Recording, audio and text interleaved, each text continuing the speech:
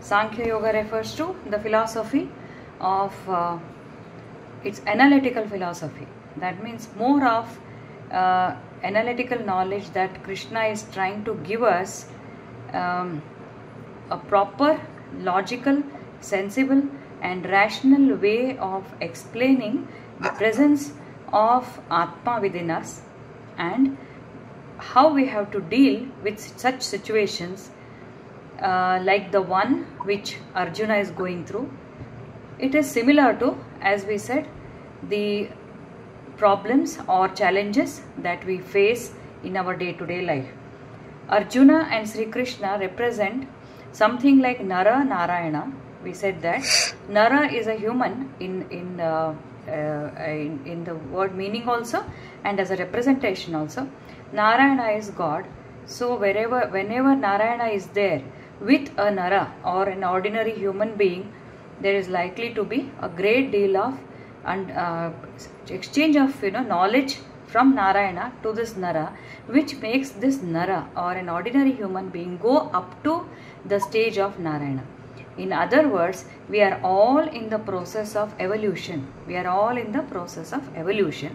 This evolution ends when we are ultimately liberated. That is the whole philosophy of Bhagavad Gita.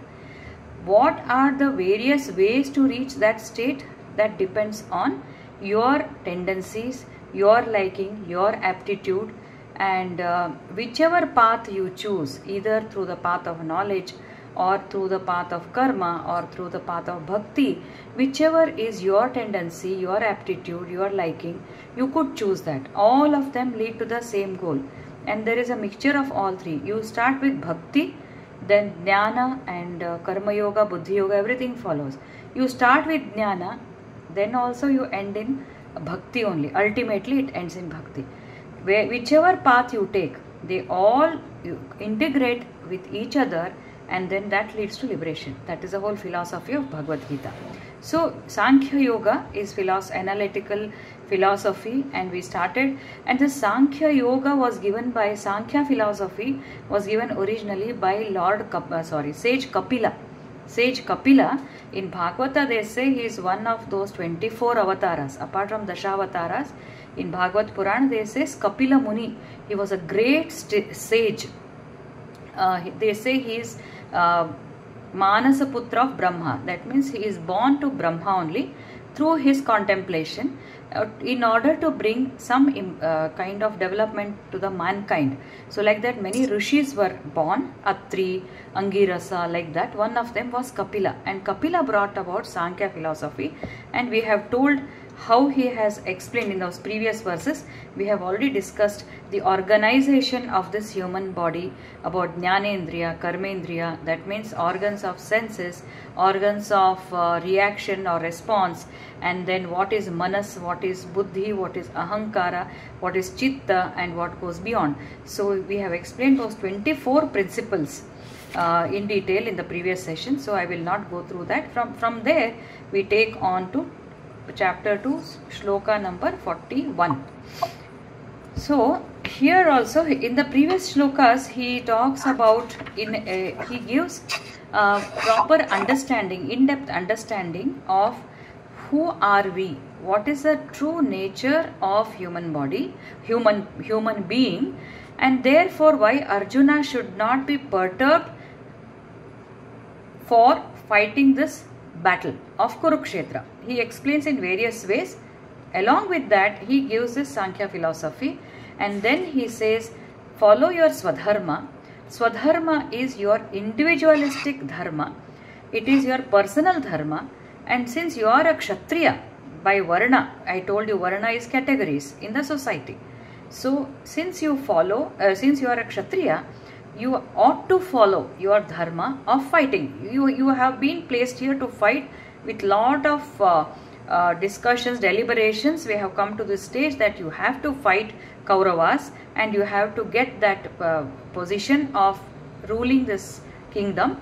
Now there is no question of going back. This is your Swadharma, and we also emphasize that following your own Swadharma or the duty or the responsibility assigned to you based on your Varna your guna and your ashrama, we said you have to do it. Same thing applies to us also. And then after that he says, as you follow your swadharma, sukha dukkhe same kritva, labha labho jaya jayo. So he says, as you follow, then you keep getting the happiness and sorrow, disappointments, everything comes on its own, but you should not be perturbed and you should go ahead and fight. So that is where we had stopped. And then after that he says, hatva va prapsasi swargam. Whatever you do, if you follow your swadharma, you may either be killed or you may go to swarga, because swarga means we will discuss today, actually it's about that only, heavenly abode, because either of those two and both the outcomes are as good as, both are equally good. So you should get up and fight and say sukha dukhe same krutva tatho yuddhaya yujjasva.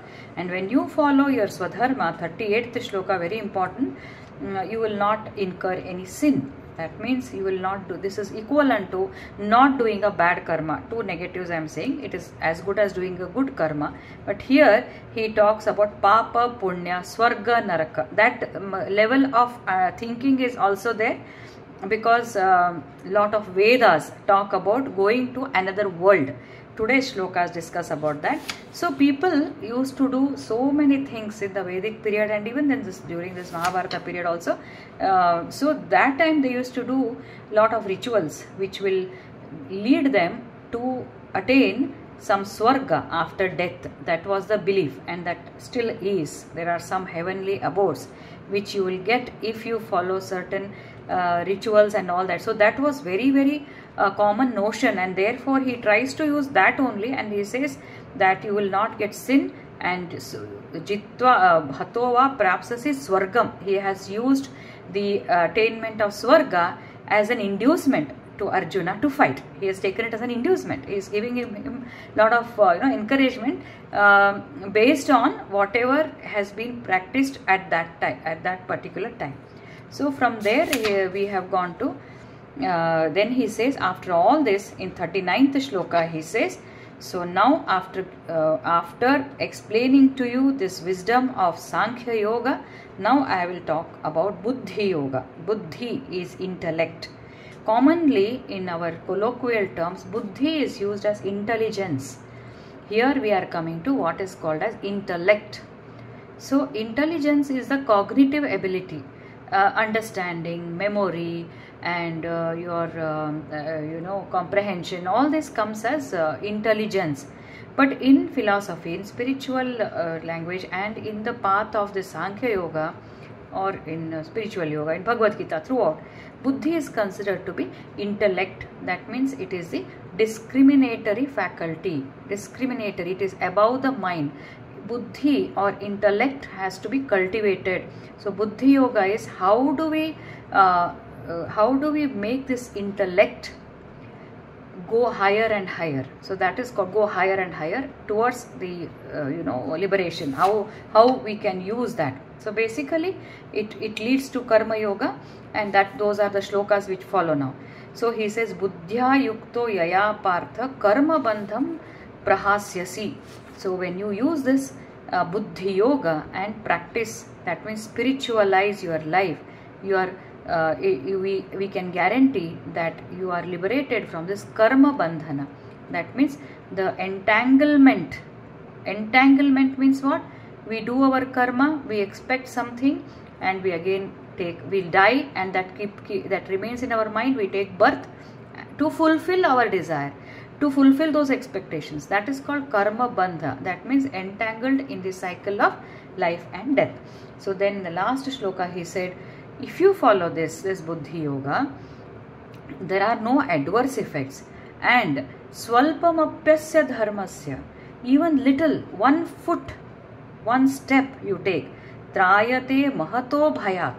Mahato bhayat. What is the greatest fear for a samsara bhaya, or fear of death, or fear of even life, fear of this worldly things which is happening? We are always scared of that. So he says, you practice this, even 1 baby step will take you out of this misery of samsara. It will take you out of, that means you will have lot of clarity, you will have no fear, you will face so many situations with lot of confidence, because it will take you closer to your Atma Bhava. Atma, that means, as I told in the previous session, Sat Chit Ananda or Atma Bhava. So it is going to take you there. Swalpamapyasya dharmasya. And if you remember, dharma is not religion, dharma is a code of conduct or your duty. Duty with this attitude. Swadharma with this attitude. What attitude? Sukha dukkhe same krutva labha labho. Take everything in a balanced way. Whatever comes, what is your response? What is your major goal in which you are going? It is towards discharging my responsibilities to the best of my ability. So that being my goal, whatever comes on the way, what sukha, what dukkha, whatever comes, I am not going to be perturbed. If you follow this and go, then you will not suffer. There are no adverse effects. And further I am going to talk about Buddhi Yoga, and this Buddhi Yoga also, if you follow little, just little, then it will take you out of Mahato Bhaya. Now next shloka. Vyavasayatmika buddhihi ekeha kuru nandana bahushakahyanantascha buddhayo vyavasayinam. So vyavasayatmika buddhihi ekeha kuru nandana. Actually, these Pandavas also belong to the great dynasty of Kurus. So he says Kuru Nandana, son of Kuru. Nandana is a very with lot of love. Kuru son. I mean scion of Kuru, they say. So O Kuru Nandana, there is one Vyavasayatmika buddhihi, the buddhi or the intellect, which is having one single pointed determination or clarity, one single direction, is only one. That means Vyavasayatmika buddhi ekeha kuru. The buddhi which is engaged in this kind of spirituality, that's the meaning of this, has only one direction. It has got only one pointed determination.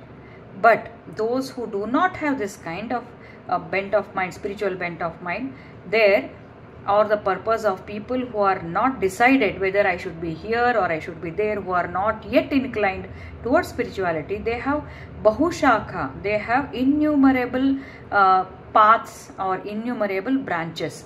What is the meaning of this? A person, if he decides that he should go on spiritual path, there is only one single direction, one pointed clarity is there in such a path. But when a person is still not decided, he is not sure, he is still not exposed, or you can take him as ignorant, then he follows multiple paths because there is no clarity that his goal is spiritual path. I hope I am clear. In Karma Yoga, the one goal is self-realization. As we go in the path of spirituality, we must understand, if we decide, this is my path, this is my goal, and we take that determination, then whatever we do in our day-to-day activities, they all start connecting with this spiritual goal. They all start connecting. That means every activity that we do becomes a spiritual activity, or we tend to spiritualize our day-to-day activities, because this buddhi, such an intellect which is towards this evolution, it has got only one direction. So we try to, if something happens, let's say somebody has spoken some bad things about me or something, then we say, okay, it's fine, as long as it's not going to affect my spiritual growth, as long as it's not going to affect my bhakti, it's okay. I am not going to get affected by that. I am not, even if we give back and then we settle the matter, we don't crib over it and carry it forward. Something bad has happened in our professional life. Still we say, this is part and parcel of my journey. What is this going to teach me? So every event that happens in your life, you will bring it and connect it with your spiritual journey. That is the meaning of this statement. We will not go in exactly. Vyavasayatmika is one pointed determination. Avyavasayinam is those who do not have this kind of determination. So to those who determine to go in the spiritual path, they have only one direction, but for others there are multiple directions to those who are not decided or determined to take up the spiritual path. So this is what he says. What are these multiple paths? What does it say? Or how we should make this a single, how we should spiritualize in the philosophy, the Sankhya philosophy, or in the Hinduism Sankhya philosophy only. There are certain principles which guide us apart from these ethics or apart from our morals. They say we need to follow, or people in this direction, they follow ahimsa, asteya, brahmacharya, then aparigraha. These are all some of the qualities that will guide us in this. Automatically, that means the minute you say I am determined to take up spiritual activity, we start following this. Or in other words, when we follow all this, it will take us in the same direction. Ahimsa, brahmacharya. Ahimsa is not hurting others physically or mentally. Brahmacharya is giving up. Tyaga. Brahmacharya is celibacy in the word meaning. But what is brahmacharya for all of us is giving up the desires. Brahmacharya, giving up vairagya, you can say. And then non-stealing and aparigraha. And so like this, there are many virtues which can be practiced, and that will take us to aparigraha is not accepting gifts. Non-stealing is non-stealing, we don't want to steal. But what is stealing in an educated class? There is something which is coming up. No, what is there? We are all doctors, we are all professors, we are all stealing someone's ideas, plagiarism, stealing, not acknowledgement. These are all the things that come under non-stealing. We are not supposed to, take take credit for somebody else's success, isn't it? This happens as you get qualified, and as you attain higher and higher positions, we are likely to fall down from the spiritual path by these are likely to distract us, because these give us quick recognition or something. So non-stealing is considered in every walk of life for every person at whatever. It's just not like somebody goes to somebody's house and steals ornaments, jewels and all. It's not that. Stealing someone's uneducated and highly qualified people, stealing somebody's idea, stealing somebody's position, trying to do that, all these are. So these are not going to these will not let you go in the spiritual path. They are going to distract you, they are going to pull you down. So these are some of the things which we need to practice. Then ahimsa we have to practice, and not accepting gifts also, they say.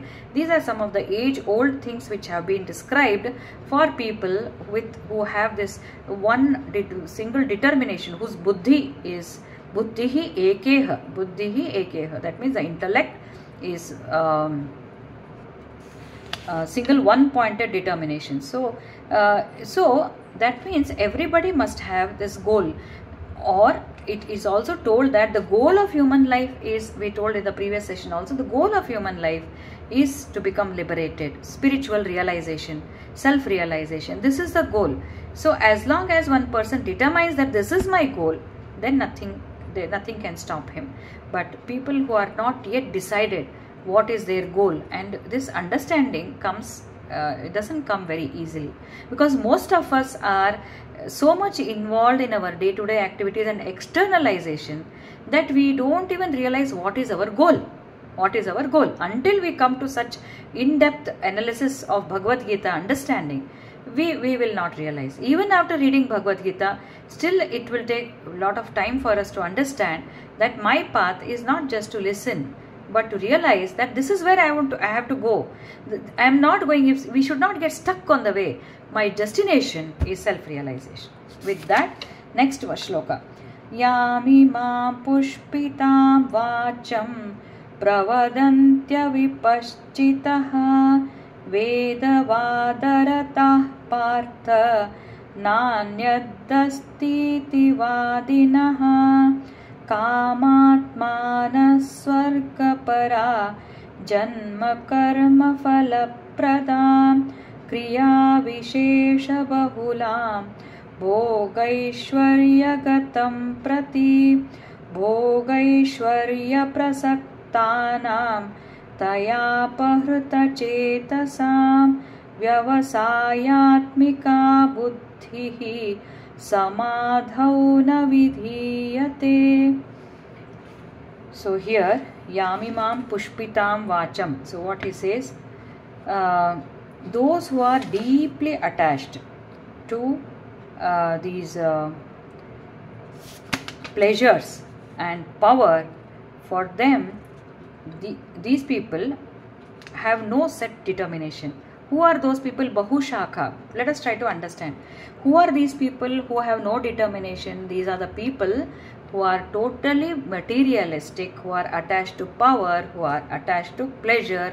And one important statement he makes, Pushpitam Vacham Pravadanti Vipaschitaha Vedavadarataha Partha. That means these people get drawn or they get influenced by the flowery words of the unwise.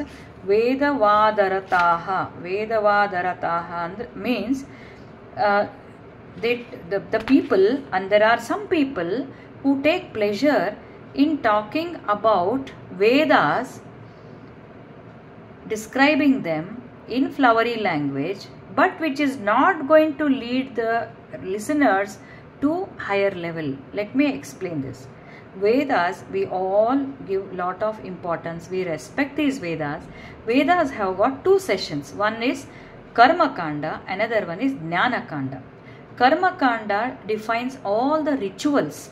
What are those rituals? You can perform yajna, you can perform homa, you can perform so many things. Rajasuya yajna, they say, and so many things. Each yajna or homa is meant for a particular result or to fulfill some desire. You want to occupy that position, you perform this here. This is how the people who are superficial in these 2-3 shlokas, Krishna to some extent undermines the importance of Vedas, particularly the Karma Kanda. So because why he says that? This is the reason. He says Vedas are good. You need to follow the Vedas. Vedas will describe rituals. What are these rituals? Bring the leaves and bring those wood and bring the fire and put some ghee and ahuti. We know all that yajna. It's not bad, but when it is performed with a particular desire that I should go to Swarga. What is that Swarga? Mostly it is done for Swarga Prapti. What is that heavenly abode? They say in the Hindu scriptures, they say there are multiple Swarga Lokas. And what happens in those Swarga Lokas? Your Jivatma with his Sukshma Sharira goes to those worlds and there is full of happiness. There is no unhappiness, no dukkha. You will just live, you'll float with so much of pleasure. And the people who describe say, if you do this, you will attain that kind of state. But understand, how long will you stay there? You will stay until your good karma gets exhausted. That is the real meaning. But in the Vedas, the Karma Kanda says, if you perform this yajna, you will go there. But they never emphasize that you are bound to come back. Swami Sarva Priyananda beautifully says, when you get into an aircraft, you have heard that, I think some of you would have heard, you get into the aircraft and then his teacher had told that probably. So the air hostess comes there, she makes you sit, she serves you so many drinks and she treats you like a king and you feel so good and you are floating in the air. Can you think that you will be permanently staying there? No. Initially the pilot says, welcome to this Air India flight and we have boarded, we take you here, there, 30,000 feet above. After some time he says the flight is going to descend. How long you can stay there? No, you cannot stay there. Similar to that, everybody wants to be there, enjoy this luxury, enjoy the pampering by those air hostesses. Who doesn't want that? Similar to that, the Vedas describe the Karma Kanda. 3/4 of it is Karma Kanda. They say you will go to the heavenly world, you will enjoy there and you come back. But Krishna says now, the people whose intellect is not towards the spiritual path get carried away by these statements spoken by the so-called Pandits of Vedas, but they are by their flowery language and they get carried away. Who are these people who want such pleasures? But you should not be carried away. He says, Yamimam Pushpitam Vacham Pravadantya Vipaschitaha. वेदवादरताः Partha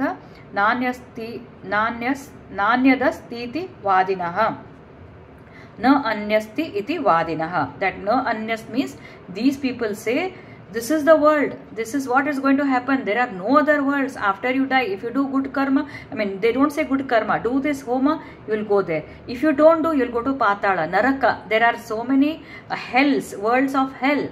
Actually seven they say, seven under the patala and 7 swargas. So like that they keep describing, and they say nothing else, there is no other world, meaning they do not take you, they do not expose you to the goal of liberation. They keep bringing you again and again, and they induce you, or they show you the paths that are very temporary, very temporary. So he says the such people, that means who do not have such a single pointed determination, these people get carried away by this. Then kamatmanah swargapara janma karma falapradam kriya vishesha bahulam bhogaishwarya gatim prati.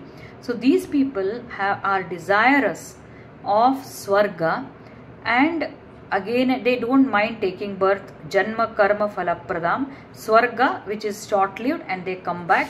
I am not going into literal meaning. So and kriya vishesha bahulam, they have the desire bhogaishwarya gatim prati.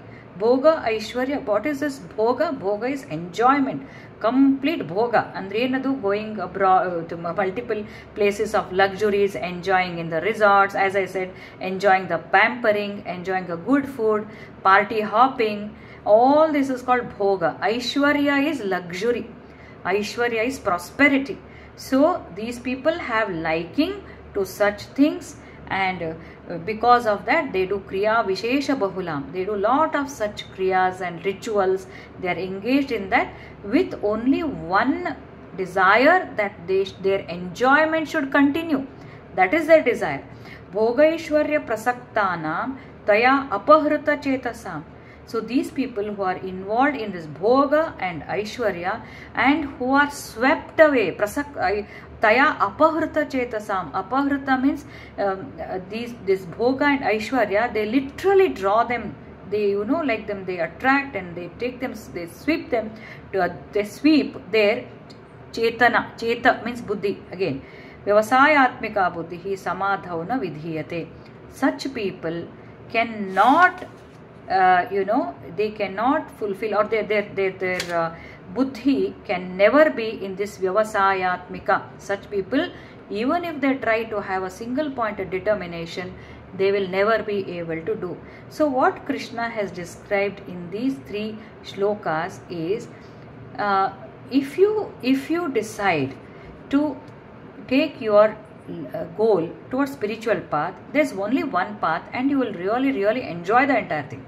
On the contrary, people, this doesn't come to everybody. We have told in the beginning itself, this vyavasayatmika buddhi, or the single point, and it's it's called a resolution. Actually, some people have described it as a resolution. You resolve, you take a decision that now I have understood this.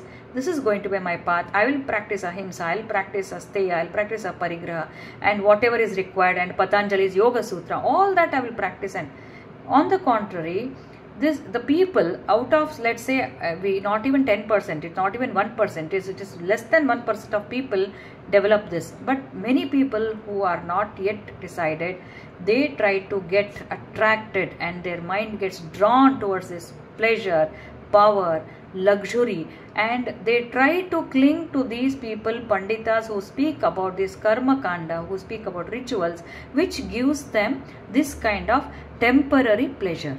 Again they are born, but these people can never be freed from life and death. So, and even if they want to try to become vyavasayatmika, it's not possible, because all these commentators have told that when you cannot have both, you cannot enjoy also, you cannot be in spiritual path never says that you should not enjoy. But however, when you come to spiritual path, whatever you enjoy, the perspective or the attitude towards that enjoyment will be related to a spiritual. What does it mean? A bhakta, what does he say? All this is divine play. A spiritual person may enjoy a movie. We all of us may go to enjoy a movie. We will go laugh. There's some nice movie happening. There's 3-2. 3-2 is a movie, running movie in our this one now. We all go there, but we enjoy and we see how beautifully divine play it is, how nicely she is acting, what a Chaitanya is there. We start getting this kind of thoughts. That we means whoever is going in this direction.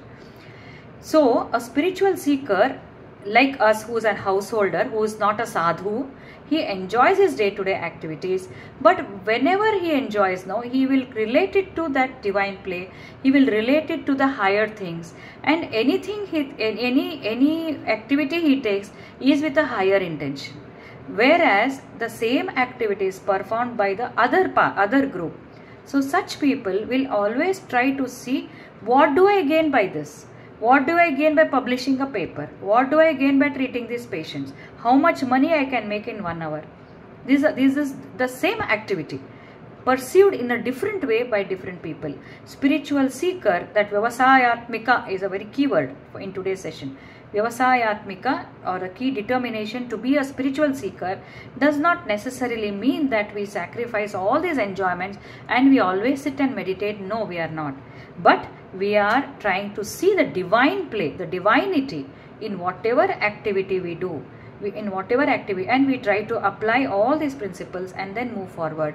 The same activities which is done by non-Vyavasayatmika people, they always try to find a selfish desire, and their intention is to fulfill their sense, we can say in this technical work, sense organs, indriyagalana fulfill madkoldu, athwa having luxury, bhoga, aishwarya. These are the two things.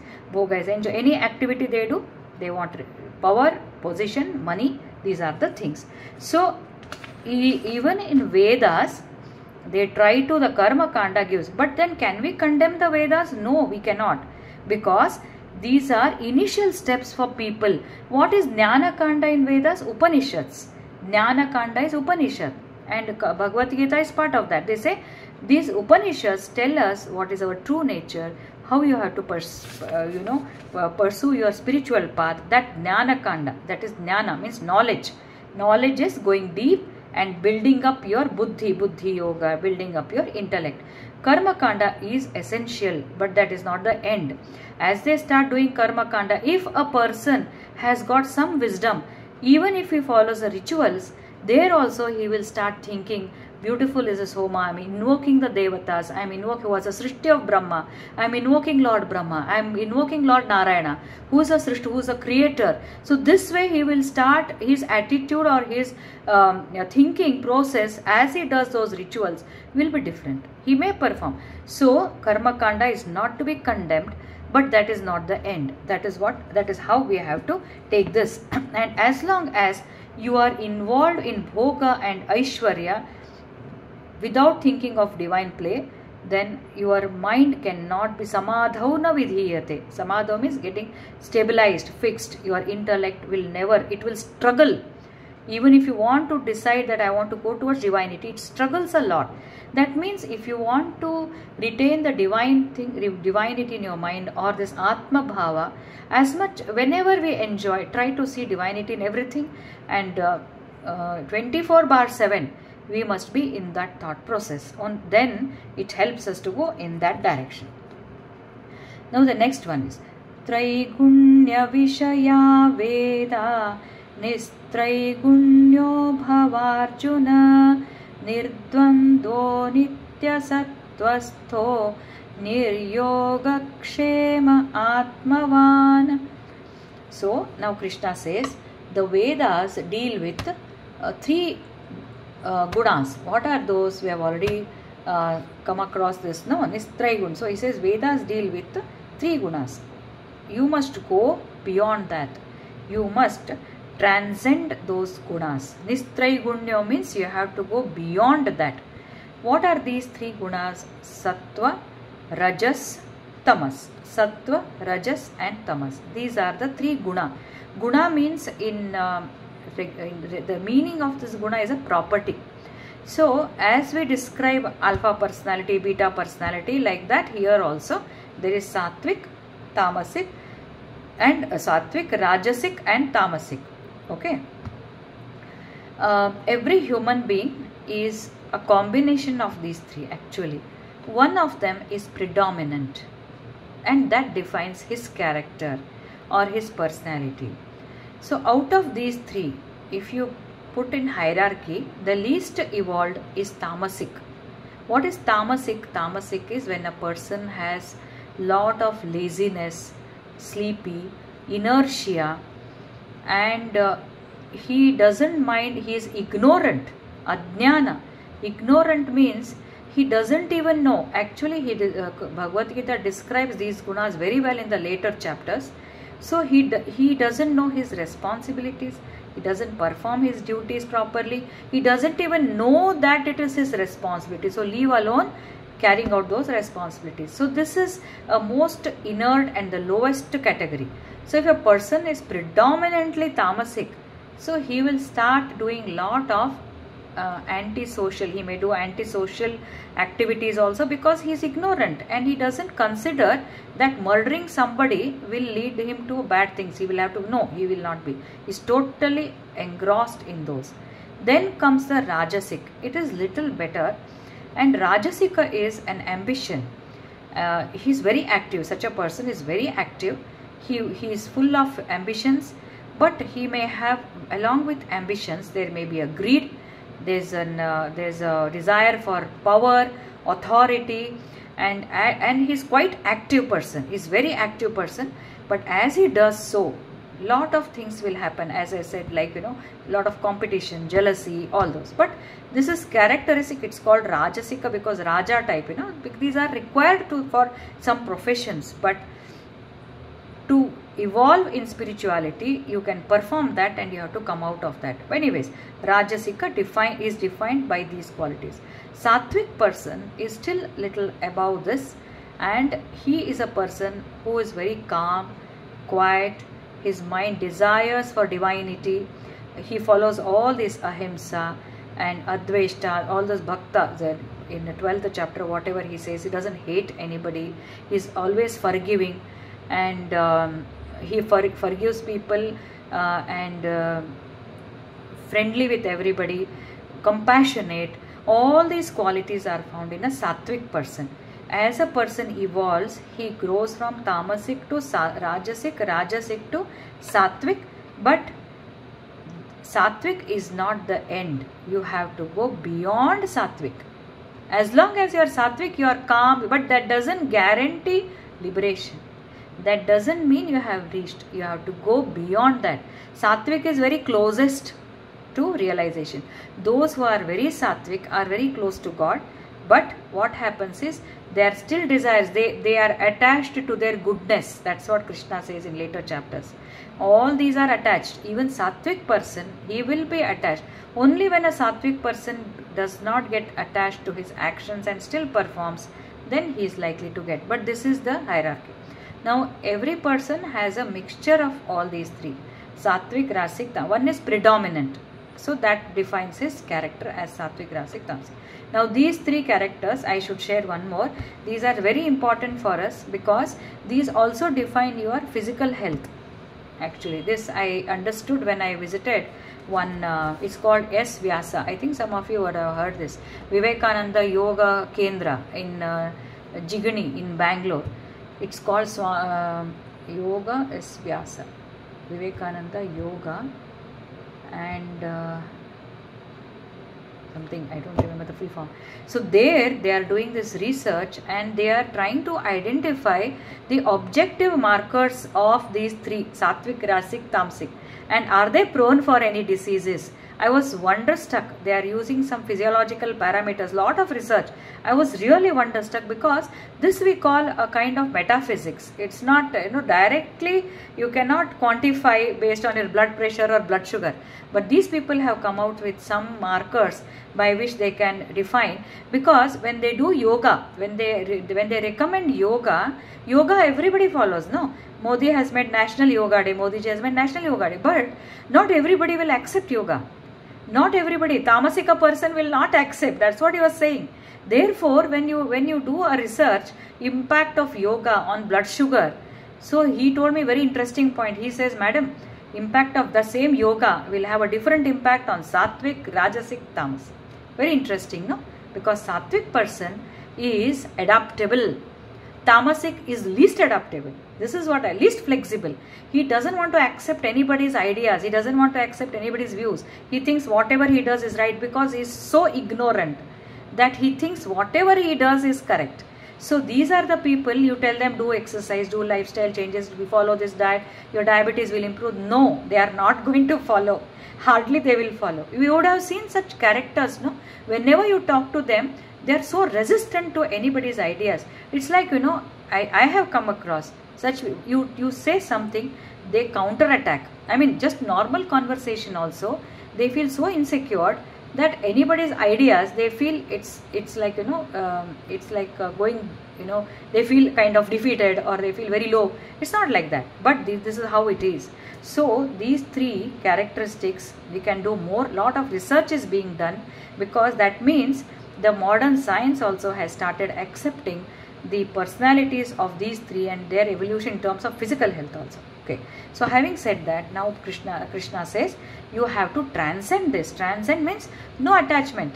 Of course you have to transcend tamasic to rajasic, you have to grow that way, but transcend sattvic also.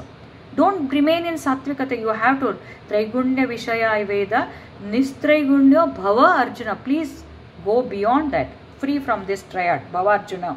Nirdvandvo nitya sattvastho niryoga kshema atmavan. So he says nirdvandvo, become nirdvandvo. You should not be you should take dualities. Dvandva is duality. What are those dvandvas? Some of them we discussed in the previous class. What are sukha? Opposites. Sukha, dukkha. Labha, sukha dukkhe samaye krutva. Labha, alabha. Labha is profit. Alabha is loss. Sukha is happiness. Dukkha is sorrow. And labha, alabha. Jaya, ajaya. Winning and losing. Both must be taken with same attitude, with equanimity, with a balanced way. We have to take. We have discussed this earlier also. We keep discussing because always the human mind tends to become excited with happiness, tends to go very low in sorrow. So it is bound to happen, and it is very natural. But Krishna says do not go to extremes. Try to balance. As I told, let the fluctuations be like this, not heavily. The fluctuation should not be like this. Let it be like this, because as I said previously also, it is a human tendency to respond, but do not overreact. Reaction should be very minimal. You can react, you have to respond, then come back.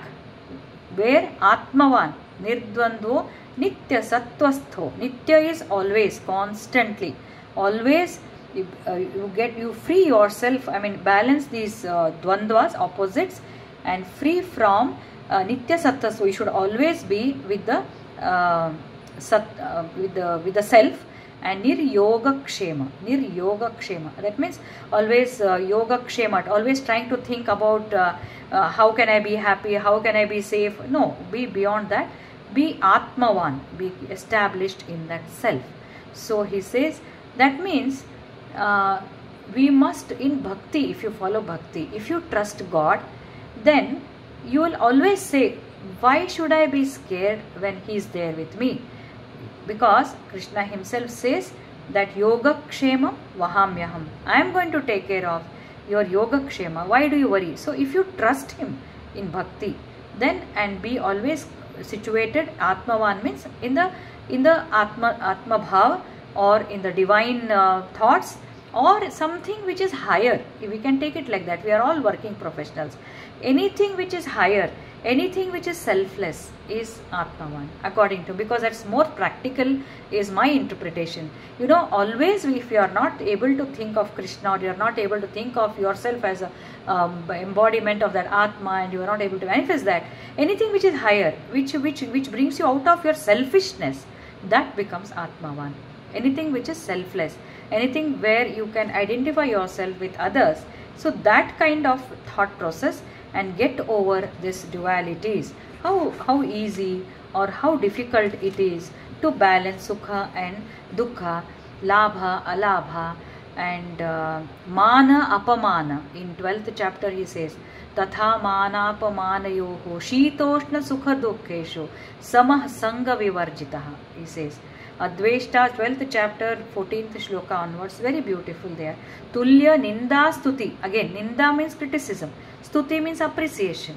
Mana is, you are awarded, put one shawl, one bouquet, so that is your mana. They are going to put you at the highest altar. In India, we do a lot of these award ceremonies and, felicitation. That is man. Apamana, it doesn't take much time. The next moment in social media, something we write, this person did that, then finished. Story is finished. So, do not take, because as I told you, these are very sensitive. More we are high achievers, high performers, more we cling to that, more we become attached to that position or qualification or recognition, then even a small thing tries to disturb us so much. If you do not get elated so much, then even the sorrow becomes very less. It's because if you have gone here, then anything disturbs. Now this is the fall. You understand this? Let us see the distance. If you become very happy, you have gone here. Slightest disturbance, you come down like anything. It's a big fall for you, and that's a big disaster. We go into depression, anxiety, worries, fear, everything. If the happiness or the mana or the felicitation will take you only to so much, then any apamana will bring you only so much. Now look at that. The fall is so much. Here the fall is only this much. The impact of that fall on our psyche when we become so excited is terrible. And I to many people, they tend to end their life. All good people, highly qualified people, they tend to end their life. They tend to give up. They tend to exit. They tend to move out of that place. So many things keep happening, and particularly for people, if the more we become qualified or higher position or intellectuals, more is Bhagavad Gita required to safeguard us from such disasters. I hope you agree with me with this, right? Isn't it? So these are likely to, because it comes, that's also Maya only. They say all these attachments and all that, this is also a kind of Maya. So we must, the dualities, if we are cautious when good things are happening, then the negative things do not influence us so much. So we must safeguard during the good times. That is my theory. Good times, if you are safeguarding yourself, you will not be egoistic, you will not blow like a balloon, then your disasters will not be there. So both should be taken with a balanced state and with an equanimity. So then he says, again he is coming back in the next shloka. So, and how can we achieve this state? Dualities, always being in a state of divinity, thinking of the divine, thinking of selflessness, making our objectives or of our intention of any act we take, how is it going to benefit me and others as well as me, not only me. So this way we can evolve ourselves and bring ourselves closer to the divinity. Yavanartha udapane sarvatah samplutodake tavan sarveshu vedeshu brahmanasya vijanataha. So he says, to the Brahmana who has known the self, capital S, self means Atman, Paramatma, all the Vedas are of so much use as reservoir is where there is flood everywhere. That means if you have water everywhere, then what is the use of a reservoir? You have water everywhere. In other words, if you want to take water from somewhere, so much of you want water, there's flood everywhere. In such a situation, what is the use of a well? That means if you get into a real understanding of the Vedas, then Vedas are as good as, it's equivalent to a reservoir. And this knowledge of Brahman, understanding that everything is Brahma, or the true knowledge is equivalent to flood. That means there's water everywhere. There's it's not a negative flood. You should take it as water everywhere. There's supply everywhere. That means the knowledge will give you a real understanding. what is the use of having only Swarga? You are having Swarga everywhere. You are having Swarga here. What is the real Swarga? You tell me. Vedas will assure you Swarga. Karma Kanda will assure you Swarga. Jnana Kanda will give Swarga everywhere. What is Swarga? Happiness, isn't it? But Upanishads and Jnana will give you something beyond that happiness. Let's take it like this. So they say a person, how much is happiness if you are a king of a big kingdom. Imagine you have 10 such kingdoms. What is the happiness? Imagine you have millions of such kingdoms. They say the Satchidananda which you achieve with spiritual journey cannot be compared with the happiness that you get with millions of kingdoms. It is much above that. That's what it says. The bliss what you get is much above than what the Vedas are promising you. The Swarga, the happiness, which is such a short-lived thing. So do not be carried away. That's the hidden meaning of this. Next one, extremely last time Kavita had asked this shloka. Karmanyevadhikaraste ma phaleshu kadachana ma karma phalaheturbhu ma turbhuhu ma te sangostva karmani. Again, this is also a Panch dialogue in Bhagavad Gita. Panch shloka I will say. Karmanyeva adhikaraha te. You have the right only on the work, on your efforts. Ma phaleshu.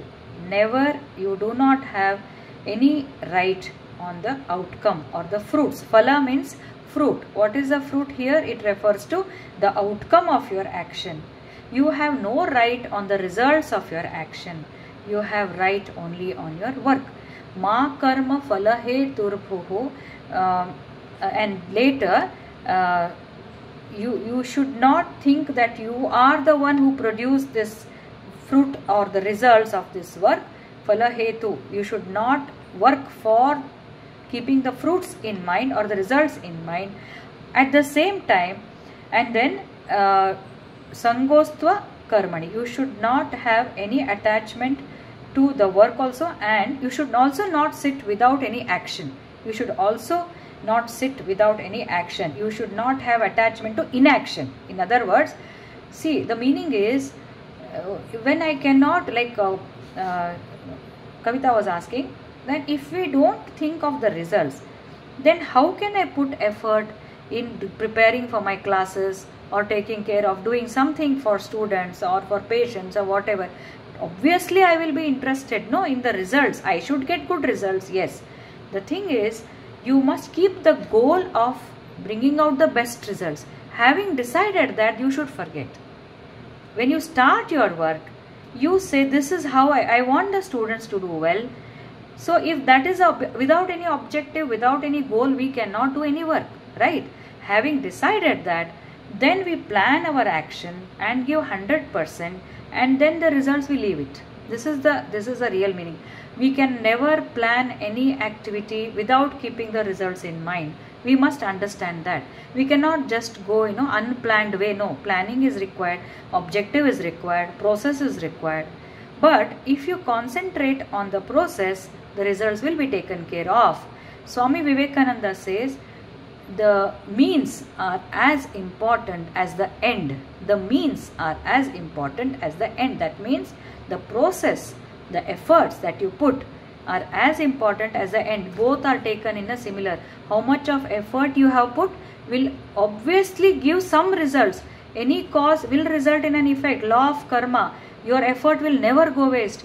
Just because I did not pass, I failed in my exams, I failed in your corporate business meetings, client meetings, I could not convince my client. No, it's okay. Your effort can never be wasted. It's a law of karma. You have done some effort.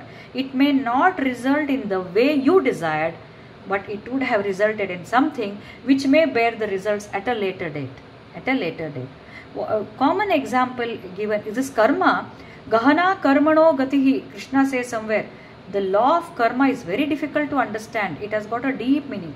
Have you heard of bamboo shoots? The bamboo plant takes long time to erupt. They sow, I don't know how they sow the seeds or whatever. It is inert for several years. Once it comes, it just comes fully. It has taken so many years to develop, but once it is out, then it grows like that, and then you will be astonished to see when did it start. No, it has shown, it has taken so many years and then shown the results. So your effort probably are in the process of showing the results. When the time comes, that effort will be seen. Arey, I did not expect this. How did I get these results? How did I do so well in my presentation? How did I do? You have been doing it. Without your efforts, it cannot happen. But it sometimes, that karma takes some time to show its results. So the students may not directly manifest that you are a good teacher, ma'am, we understood everything. No, but definitely you would have made an impact on them, or you would have inspired, or they would have shown in some other way. So that is how you should consider. When we define, this is how the result should be, and we don't get, we get disappointed. Do not define. Keep that as a goal.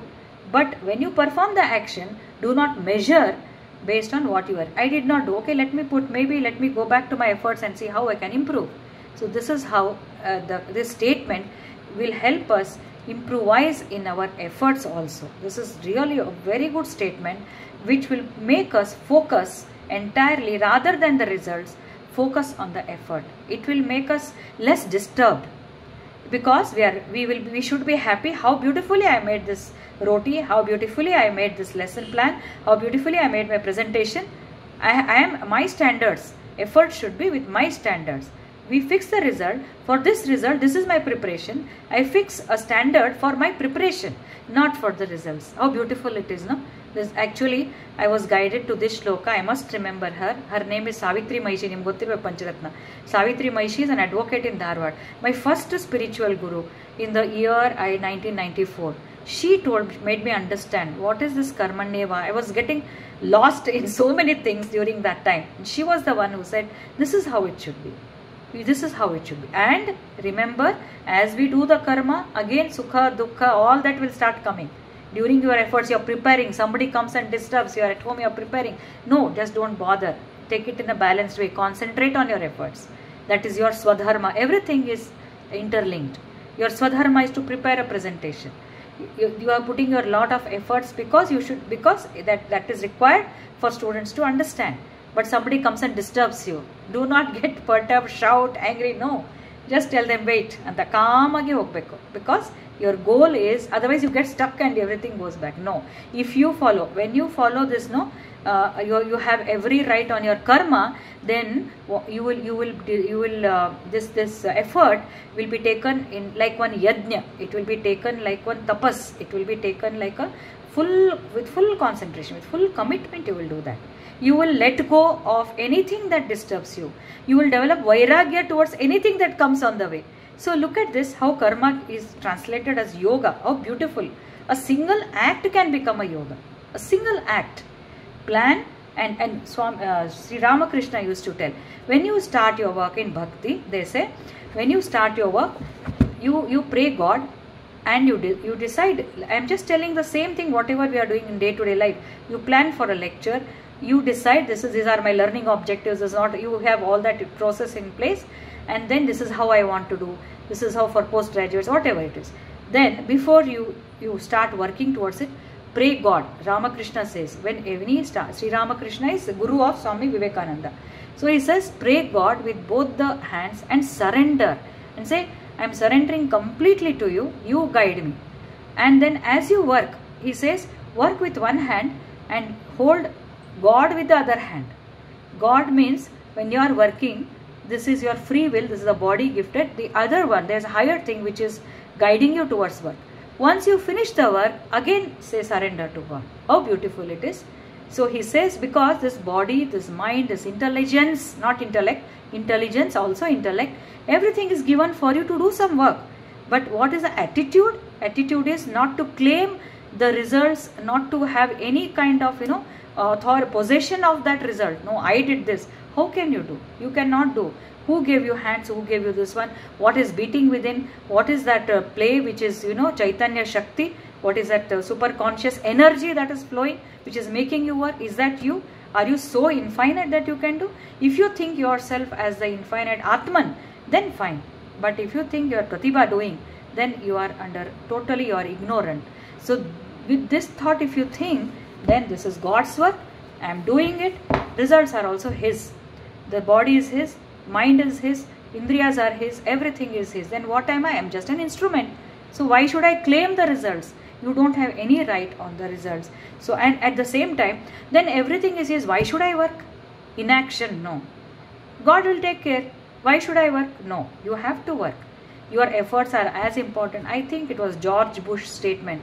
When I pray God, I pray as though He is everything. I have read this somewhere.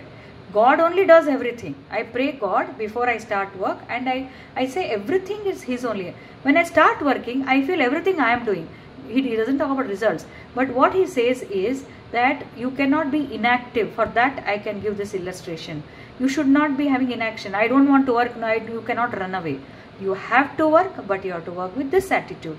When you do with this attitude, then you don't carry any baggage. मेरा नहीं था, बिल्कुल मेरा नहीं था, सब उसी का है. Then finished. I have done my work. Krishnarpanamastu. In Sanskrit we say Krishnarpanamastu. Arpana is surrendering, offering. Krishnarpana. I have done this yajna. Finished this work. You have given me this opportunity, and I am giving it back to you. How beautiful it is. How beautiful it is. How de-stressing it is. Just imagine.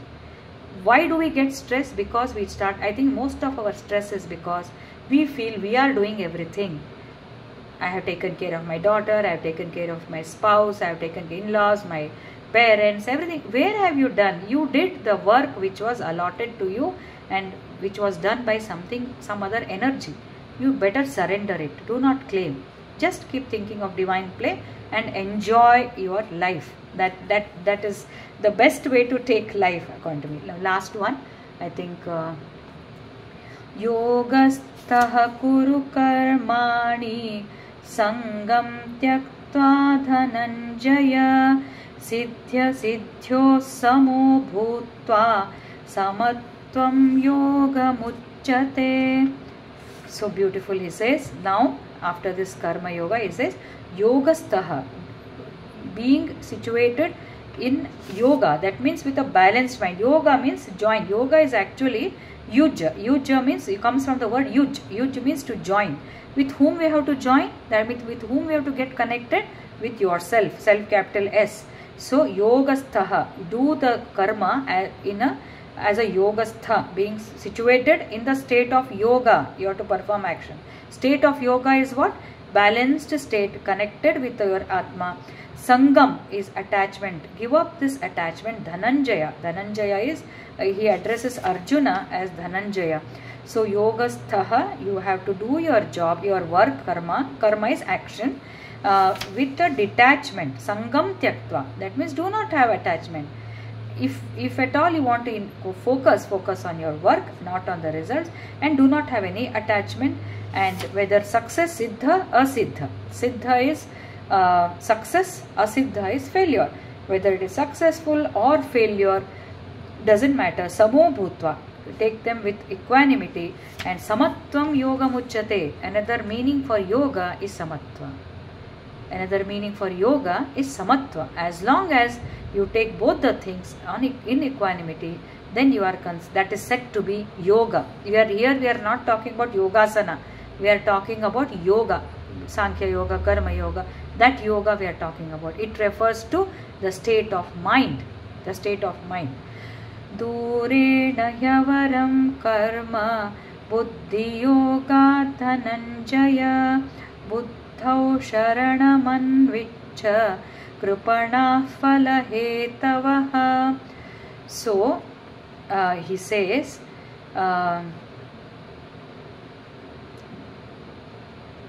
Dhananjaya, he says Dhananjaya. Okay, so he says the work with the mind undisturbed, work with desire. If you work with desire, it is far inferior to the work which is performed with buddhi yoga. That means this karma yoga. With the intellect which says I don't have any attachment to the results. That is much higher than the work which is done with desire. Okay. And then seek refuge. Buddhau sharanam anvicha. Buddhau sharanam anvicha. So you surrender your mind And wretched, kripanaha phalahetavaha. He says, wretched are those people who work for results. Wretched, he uses that word. Kripanaha phalahetavaha. That means, if you desire for results, it is considered as very, very, very inferior. He's trying to emphasize with these 2-3 shlokas that work without any attachment for the results. Now we come to the last one. Buddhi yukto jahatiha ubhe sukrita dushkrute tasmat yogaya yujjasva yogaha karmasu kaushalam.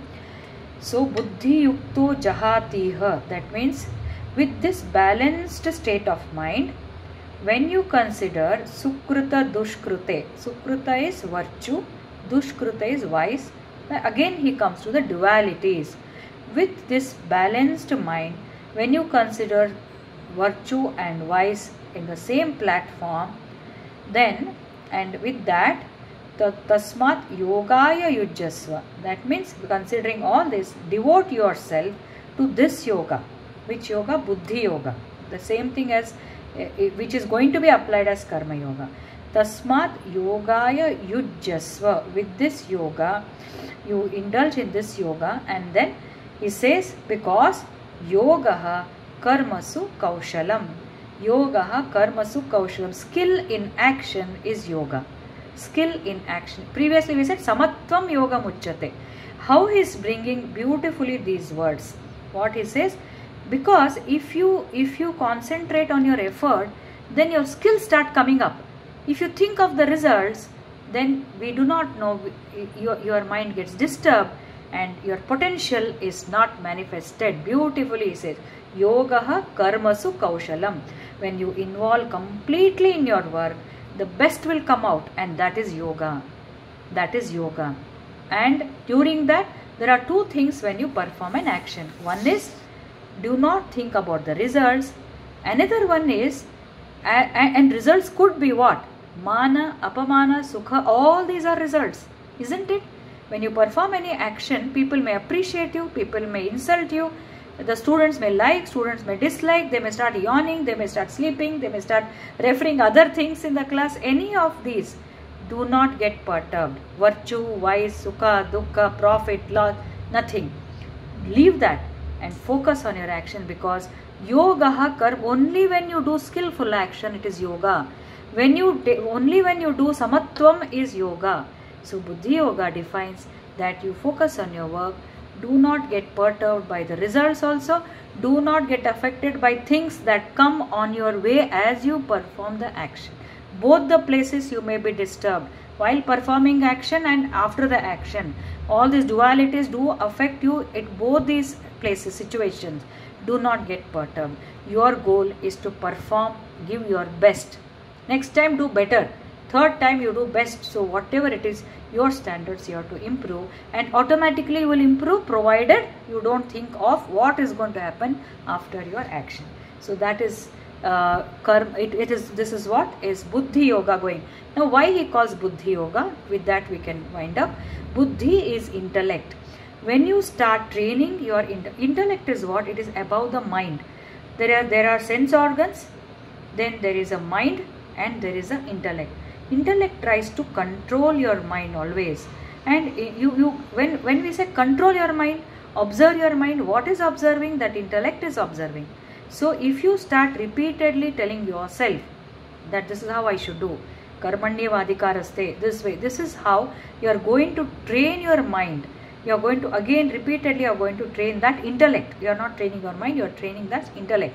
This intellect will become so matured that it will control your mind and does not allow the mind to get deviated to all those luxuries, bhoga ishwarya. So when you follow this, when you fix your mind on a proper action, proper objectives, and training is extremely important. Nityasthaha, he says.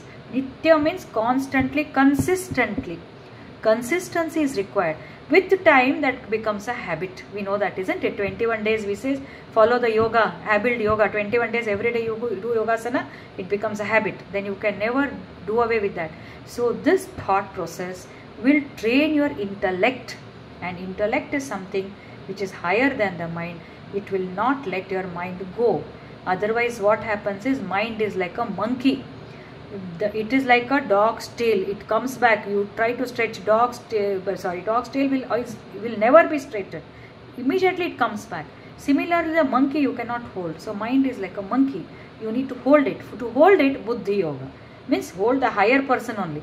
Catch the higher person, who in turn will control your mind. Alright. So this is how we need to control, and we need to practice this. Remember this every day at least once. And that how do we do? We can do meditation and remind ourselves. Karmanyavadikaraste can be the homework for the next 1 week. Let us see how we can apply, because we are all working. We are not sadhus. Even sadhus work, but they are sitting in Himalayas and doing tapas, and they are in Jnana Yoga. We are all working actively. How we can spiritualize our day-to-day activity and be less stressed is follow this Karma Yoga. Follow this Karma Yoga.